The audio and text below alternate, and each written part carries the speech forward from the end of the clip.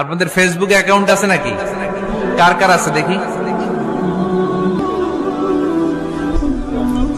আছে আছে।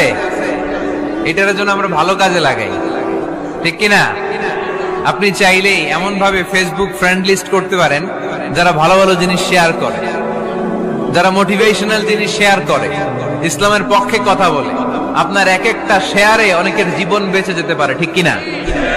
একজন মুমূর্ষ রোগীকে বাঁচাতে রক্তের প্রয়োজন, রক্তের গ্রুপ এ পজিটিভ।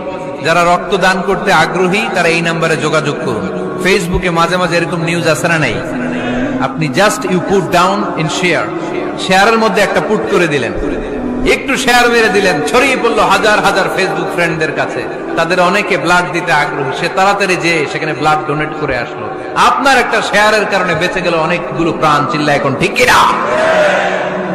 রক্তদানের মতো শ্রেষ্ঠ ইবাদত হতে পারে?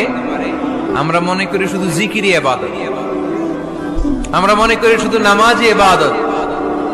রক্তদান, এক ব্যাগ রক্ত থেকে অনেক মানুষকে বাঁচানো যায়। এর মধ্যে আছে হিমোগ্লোবিন, এর মধ্যে আছে প্লাটিলেট, আছে প্লাজমা। রক্তে একটা উপাদান আছে প্লাজমা, নাম শুনছেন? আগুনে পোড়া রোগীকে বাঁচাতে এই প্লাজমা লাগে। হসপিটালের বার্ন ইউনিটে যেয়ে দেখবেন মানুষ কিভাবে চিল্লায়। নুসরাত নামে একটা মেয়ে মারা গেল না? এক বদমাইশের কবলে পড়ে মারা গেল না? তাকে আগুন জ্বালিয়ে দেয়া হয়েছিল তার গায়ে, তার প্লাজমা গুলো জ্বলে গিয়েছিল। আগুনে পোড়া রোগীর যে কি কষ্ট, একটু দেখার জন্য হসপিটালের বার্ন ইউনিটে যাবেন, দেখবেন যে কি কষ্টে আছে তারা।